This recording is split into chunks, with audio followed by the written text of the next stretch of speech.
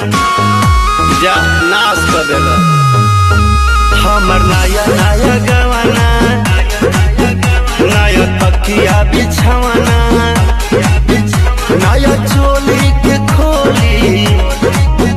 तू बनवला खेलवाना, नया नुहर जानी बनी एक चोर राजा तेरा कमर बड़ा तोड़ राजा तानी जाई ना बहरिया टूटता बदन